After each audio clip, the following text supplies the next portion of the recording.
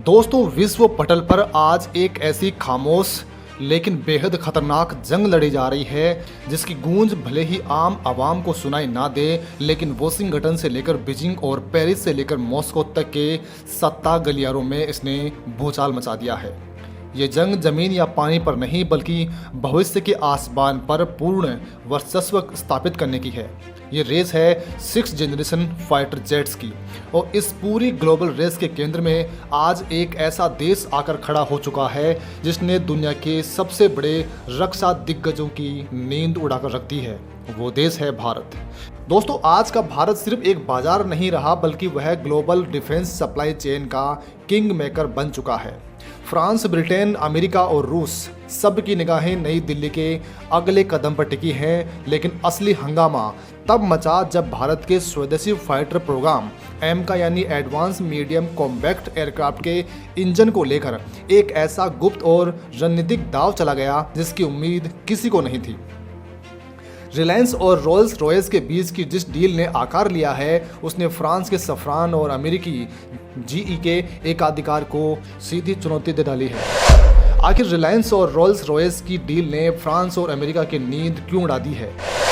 $100 billion के FCAS project में भारत को इतनी बड़ी छूट देने के लिए फ्रांस आखिर क्यों बेताब है? वेरिएबल साइकिल इंजन यानी VCE आखिर क्या है और क्यों यह 6th जनरेशन जेट का असली ब्रह्मास्त्र है? भारत ने GCAP में शामिल होने से इनकार क्यों कर दिया है और कैसे यह भारत की कूटनीति का मास्टर स्ट्रोक है? FCAS प्रोजेक्ट में दो नए देशों की गुप्त एंट्री का क्या मतलब है और भारत को इससे क्या फ़ायदा मिलेगा? दोस्तों, इन सवालों के जवाब जानने से पहले हमें यह समझना होगा कि आखिर 6th जनरेशन फाइटर जेट आखिर होते क्या हैं और क्यों इनके लिए दुनिया के सुपर पावर देश आपस में लड़ रहे हैं। दोस्तों, 6th जनरेशन फाइटर जेट्स सिर्फ एक हवाई जहाज नहीं है बल्कि यह एक उड़ता हुआ पूरा का पूरा सिस्टम ऑफ सिस्टम्स है।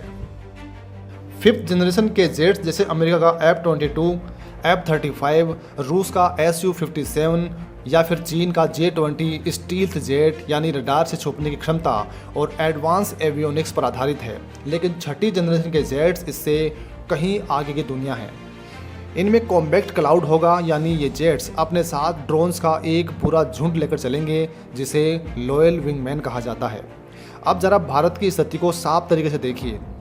चीन तेजी से अपने J-20 बेड़े का विस्तार कर रहा है और J-35 जैसे नए स्टेल्थ फाइटर जेट के साथ साथ J-36 जैसे रणनीतिक बॉम्बर पर काम कर रहा है। पाकिस्तान की वायुसेना चीनी हथियारों के दम पर खुद को आधुनिक बना रही है। भारतीय वायुसेना जिसके पास सेक्शन किए गए 42 स्क्वाड्रन की तुलना में आज बहुत कम स्क्वाड्रन बचे हैं, उनके लिए यह एक करो या मरो की स्थिति है।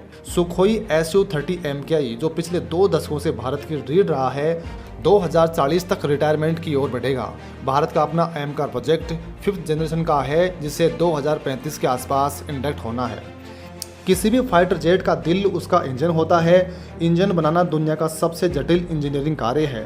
दुनिया में केवल 4 देश अमेरिका, रूस, ब्रिटेन और फ्रांस ही ऐसे देश हैं जिन्होंने पूरी तरीके से भरोसेमंद और हाई थ्रस्ट वाले फाइटर जेट इंजन बनाने में महारत हासिल की है। भारत ने अपने तेजस प्रोग्राम में अमेरिकी GE F-404 और Mk-1A और साथ ही तेजस मार्क II के लिए GE F-414 इंजन का इस्तेमाल किया है। इसके साथ ही एमका के पहले चरण के लिए भी 98 kN थ्रस्ट वाला GE F-414 इंजन चुना गया है। लेकिन दोस्तों, जब बात एमका के Mk-2 वेरिएंट की आती है जो पूरी तरह से स्टेल्थ और सुपर क्रूज सक्षम होना चाहिए, तो भारत को 110 kN थ्रस्ट वाले एक बिल्कुल नए और एडवांस इंजन की ज़रूरत है। लंबे समय तक यह माना जा रहा था कि फ्रांस की कंपनी सफरान, जिसने राफेल के M88 इंजन बनाए हैं, भारत के साथ मिलकर यह नया इंजन बनाएगी। अमेरिका भी अपने GE इंजनों की वकालत कर रहा था, लेकिन भू राजनीति में जो दिखता है वो होता नहीं है। अचानक पर्दे के पीछे से ब्रिटेन की दिग्गज कंपनी रोल्स रॉयस ने रिलायंस के साथ मिलकर जो रणनीतिक चाल चली है उसने पूरा समीकरण अचानक पलट दिया है। ब्रिटेन का रॉयल्स रॉयस दुनिया के सबसे बेहतरीन एविएशन इंजन बनाने के लिए जाना जाता है। रिलायंस के साथ इस गठजोड़ का सीधा मतलब ये है कि मेक इन इंडिया के तहत एक ऐसा इंफ्रास्ट्रक्चर तैयार करना जहां न सिर्फ इंजन का उत्पादन होगा बल्कि उसकी पूरी की पूरी इंटेलेक्चुअल प्रॉपर्टी राइट्स यानी IPR भारत के पास रहे। अमेरिका हमेशा से अपनी कोर तकनीक ट्रांसफ़र करने में आनाकानी करता रहा है। अमेरिका के कड़े ITAR कानून किसी भी देश को पूरी तरह आत्मनिर्भर नहीं बने देते हैं। फ्रांस तकनीक देने के लिए तैयार था, लेकिन उसकी शर्तें और कीमत भारत के रक्षा बजट पर भारी पड़ रही थी।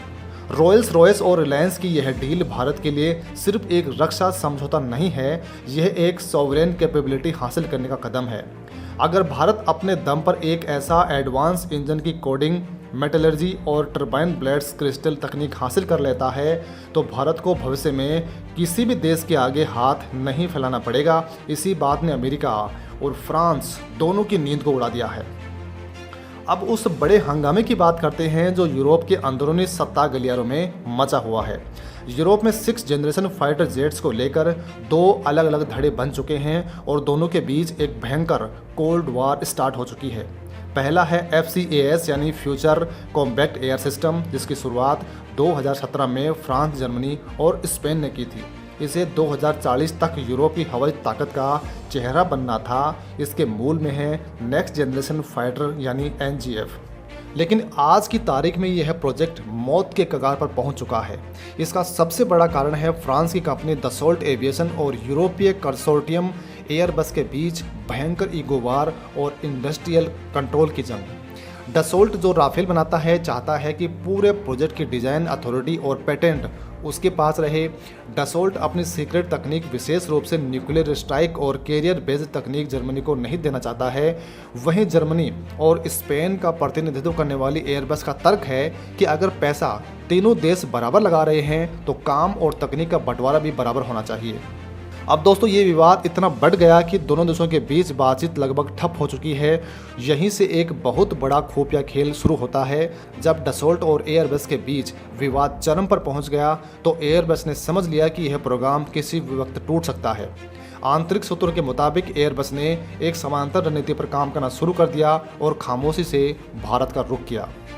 दूसरी तरफ यूरोप का दूसरा धड़ा है GCAP यानी ग्लोबल कॉम्बैट एयर प्रोग्राम, जिसे ब्रिटेन, इटली और जापान मिलकर बना रहे हैं। इसे 2035 तक उतारने का लक्ष्य है, यानी FCAS से पूरे 10 साल पहले। इस प्रोजेक्ट में गजब की तेजी है। इटली अकेले 8.8 बिलियन यूरो का निवेश कर रहा है। जापान की तकनीकी ताकत और ब्रिटेन का रॉयल्स रॉयस इंजन इसे एक अजय गठजोड़ बनाते हैं। तो फिर सवाल है कि भारत इसमें शामिल क्यों नहीं हुआ? यहाँ एक बहुत बड़ा भू राजनीतिक पेच है। सूत्रों के मुताबिक ब्रिटेन और जापान ने भारत को GCAP में शामिल होने का अनौपचारिक न्योता दिया था, लेकिन भारत ने इसमें अधिक दिलचस्पी नहीं दिखाई। इसका कारण ये है कि GCAP का वर्क शेयर तीनों देशों के बीच पहले से ही तय हो चुका है। अगर भारत अब इसमें शामिल होता है तो उसे कोर डिजाइन में हिस्सा नहीं मिलेगा, बल्कि उसे पैसे लगाने वाले एक जूनियर पार्टनर के रूप में देखा जाएगा, जो भारत बिल्कुल नहीं चाहता है। इसी को देखते हुए फ्रांस अपने 6ठी जनरेशन के प्रोग्राम में शामिल होने के लिए भारत को आमंत्रित कर रहा है। दोस्तों आप कमेंट करके बताइए कि भारत को 6th generation fighter jet programme के लिए किस ओर जाना चाहिए।